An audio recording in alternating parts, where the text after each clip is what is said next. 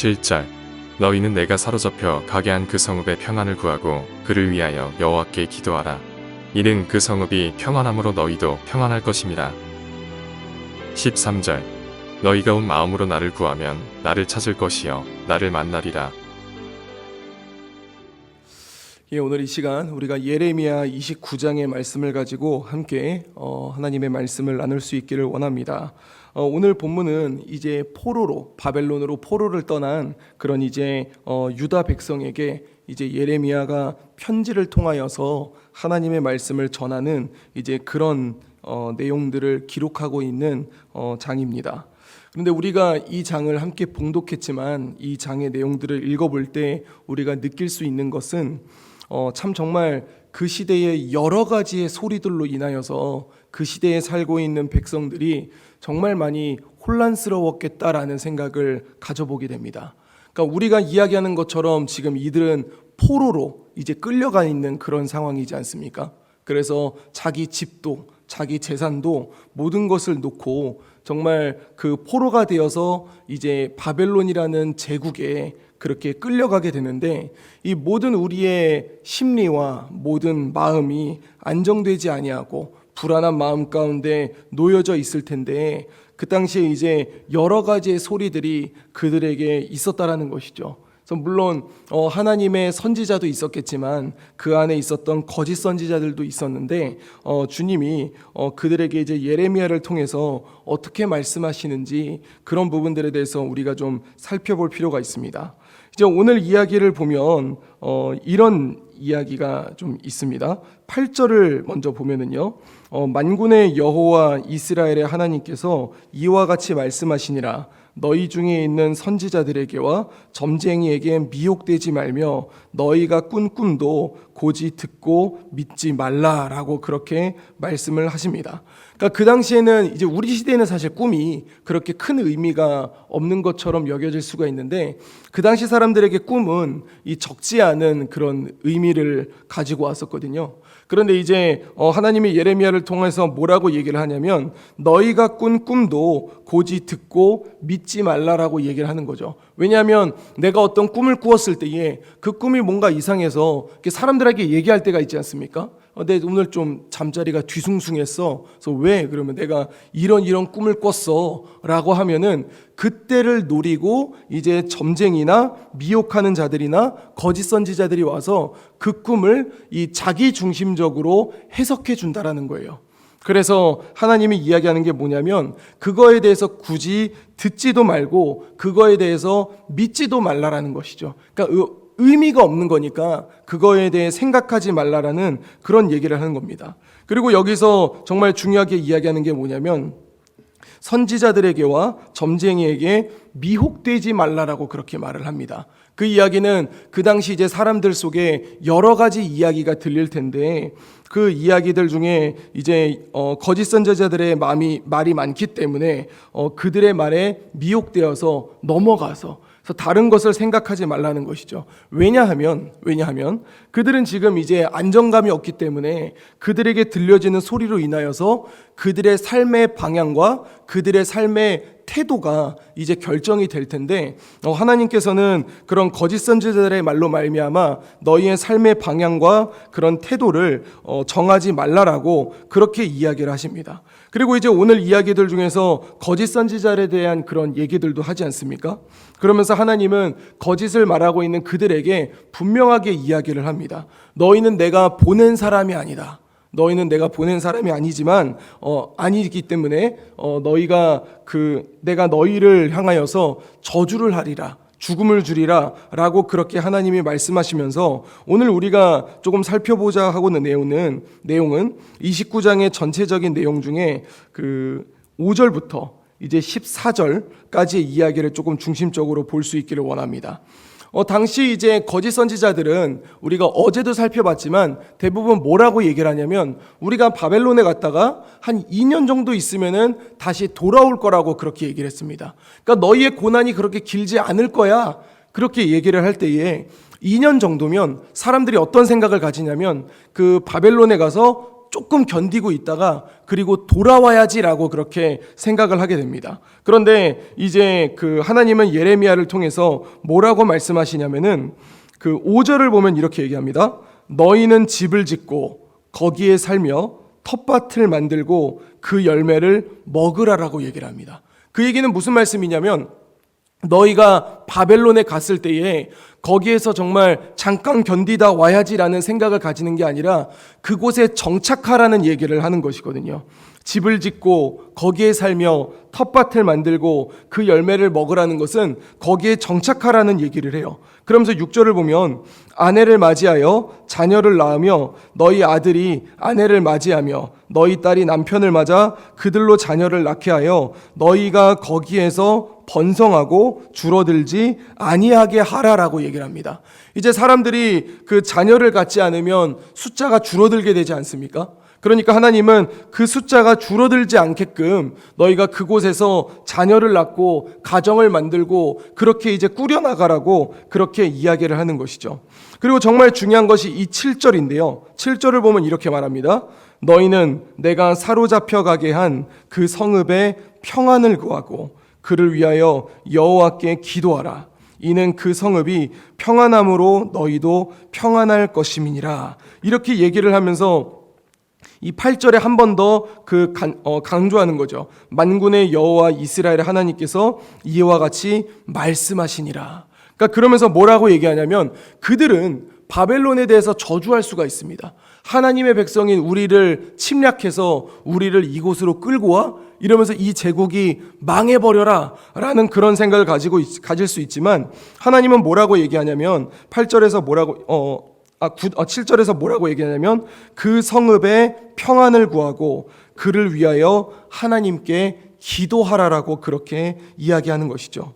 그러면서 그 성읍이 평안함으로 말미암아 너희에게 평안함이 임할 것이라고 그렇게 이야기를 합니다. 사랑하는 성도 여러분, 우리가 이 7절을 읽을 때에 우리가 좀 받아들여야 될 부분들이 있습니다. 뭐냐면 우리가 직장에 나아가고 우리가 사회 속에 나아가고 그렇게 할 때에 사실 직장이 우리를 편하게 만들어주지는 않지 않습니까? 참 힘들게 할 때가 있고 어렵게 할 때가 있는데 그러면서 우리는 우리가 속해져 있는 그런 사회를 향해서 비난하는 어조를 보낼 때가 있습니다. 망해버리라는 생각을 가질 때가 있습니다. 그런데 우리가 놓치지 말아야 될 게 뭐냐면 하나님은 세상 속에 있는 죄악을 미워하시는 것이지 세상을 미워하지 않는다라는 것입니다.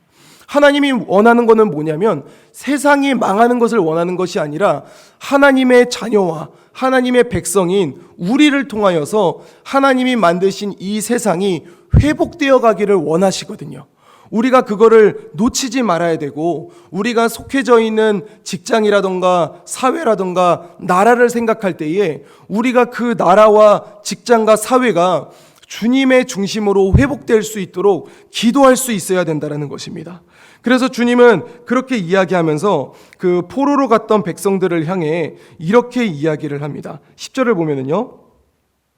여호와께서 이와 같이 말씀하시니라. 바벨론에서 70년이 차면 내가 너희를 돌보고 나의 선한 말을 너희에게 성취하여 너희를 이곳으로 돌아오게 하리라 라고 그렇게 얘기를 하는데 거짓 선지자들은 2년 있다가 돌아온다라고 얘기를 하는데 하나님은 예레미야를 통하여서 70년이 있다 돌아온다고 얘기를 합니다. 그럼 우리가 조금 생각해 볼 게 뭐냐면 갓 태어난 아기들은 다시 예루살렘으로 돌아올 때 노인이 돼서 돌아온다는 얘기를 우리가 생각할 수 있습니다. 그리고 거진 20살이 된 청소년들이나 이제 청년들은 만약에 그들이 장수해서 이 예루살렘으로 돌아올 때 정말 할아버지 할머니가 돼서 돌아온다는 얘기를 하는 겁니다. 그리고 성인이 된 자들은 무슨 얘기를 하는 거냐면은 거의 어디서 생을 마감한다는 거예요? 바벨론에서 생을 마감하게 될 거라는 것을 이야기하고 있는 거예요. 이 70년이라는 게 이 짧은 세월이 아니지 않습니까?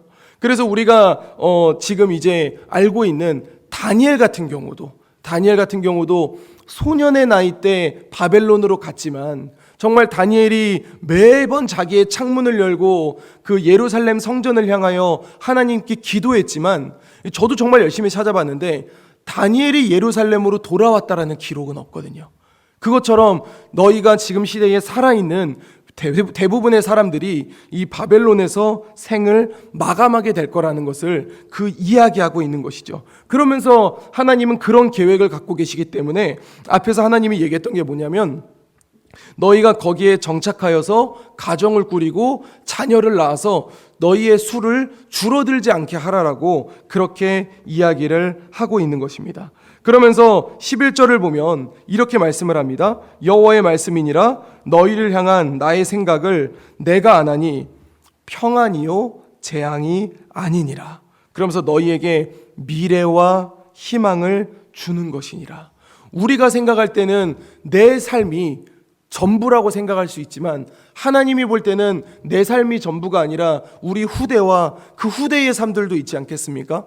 그렇기 때문에 하나님은 그것이 재앙이 아니라 미래와 희망을 준다라고 얘기를 하는 것이죠. 지금 이스라엘 백성들은 하나님 말씀을 거역하고 하나님 말씀대로 살지 않아서 지금 바벨론의 포로로 끌려오게 되었지만 하나님이 그들을 향해 가지고 계시는 계획은 멸망이 아니라 그들에게 미래와 희망을 주고자 한다라는 것이죠. 그러면서 그렇다면 바벨론에 있는 사람들이 해야 될 일이 무엇인가? 이 12절에 있는 12절과 13절에 있는 말씀입니다. 우리 같이 한번 읽어보겠습니다. 너희가 내게 부르짖으며 내게 와서 기도하면 내가 너희들의 기도를 들을 것이요 너희가 온 마음으로 나를 구하면 나를 찾을 것이요 나를 만나리라. 14절 같이 읽습니다. 이것은 여호와의 말씀이니라 나는 너희들을 만날 것이며 너희를 포로된 중에서 다시 돌아오게 하되 내가 쫓아보내었던 나라들과 모든 곳에서 모아 사로잡혀 떠났던 그곳으로 돌아오게 하리라. 이것은 여호와의 말씀이니라. 아멘. 그러면서 하나님이 뭐라고 말씀을 하시는가? 너희의 몸은 예루살렘을 떠나와 있지만 너희가 하나님께 기도하면 하나님은 어떻게 하신다라는 거예요? 내가 너희를 만나 주시겠다라는 거예요. 지금 너희의 몸은 예루살렘을 떠나 있지만 너희가 가지고 있는 생각은 우리가 성전을 떠나 있기 때문에 하나님이 우리로부터 떠났다라는 생각을 가지겠지만 하나님은 너희를 떠나는 것이 아니라 너희가 나를 향해 기도할 때마다 내가 너희를 만나 줄 거라고 그렇게 이야기를 하고 계시는 것입니다. 사랑하는 성도 여러분, 우리가 살아가고 있는 이 세상을 볼 때에 지금 이제 코로나가 끝나가고 우리가 이제 일상적인 삶을 회복하고 있지만 우리의 신앙이 잘 회복되어 가고 있는가, 우리의 교회가 잘 회복되어 가고 있는가 라는 것들을 한국교회 전반적인 것을 찾아볼 때에 참 그게 회복이 잘 안 된다라고 그렇게 이제 이야기를 합니다. 그런데 그럴 때 우리가 가져야 될 마음은 세상을 향한 원망이라든가 어떤 코로나를 향한 그런 원망이라든가 그런 쪽에 우리가 초점이 맞춰져 있는 것이 아니라 이 땅의 교회와 우리의 교회와 그리고 우리의 미래가 하나님 나라를 향해 잘 나아갈 수 있도록 우리가 주님 앞에 기도해 나간다면 지금은 이제 교회로 돌아오지 않고 있는 성도들이 있다 할지라도 언젠간 하나님이 그들의 마음을 만지시고 그들의 발걸음을 인도하셔서 교회의 자리로 인도할 것이고 예배의 자리로 인도할 것이라는 그 확신을 가지고 우리가 지속적으로 기도해야 할 줄로 믿습니다. 이제 오늘 하루가 시작됩니다. 우리가 오늘 함께 기도했던 것처럼 이제 5월이고 한 해의 절반을 향해 가고 있기 때문에 적지 않은 사람들이 자신이 있는 그 자리를 힘들어하는 모습들을 보여주고 있습니다. 우리가 해야 할 일이 무엇이겠습니까? 나를 위해 기도하고 내 이웃을 위해 기도하고 내 가정을 위해 기도하고 우리의 교회를 위하여 기도할 때에 정말 세상의 문화와 사상은 어쩌면 교회 안에까지 침투하여 성도들의 마음을 앗아가고 있다라고 볼 수 있겠지만 이 자리에 있는 우리가 주님 앞에 기도할 때에 하나님이 우리의 기도를 들으시고 우리의 성도들을 지키시고 우리의 성도들을 보호하셔서 그들을 다시 주님의 자리로 인도하실 것이라는 확신을 가지며 오늘 이 하루도 주님의 나라를 향해 기도하며 나아갈 수 있는 우리 재건부평교회 모든 성도님들이 될 수 있기를 우리 주 예수 그리스도 이름으로 간절히 축원드립니다. 기도하겠습니다. 이제 오늘 받은 말씀으로 함께 기도하겠습니다. 우리가 속해 있는 세상을 미워하거나 저주하는 것이 아니라 오히려 그들의 평안을 위해 기도하는 마음을 허락하여 주시옵소서. 나의 상황과 환경이 힘듦 속에 있다 하더라도 우리를 지켜주시고 우리를 보호하여 주시며 우리의 기도를 들어주시는 주님을 찾게 하여 주옵소서.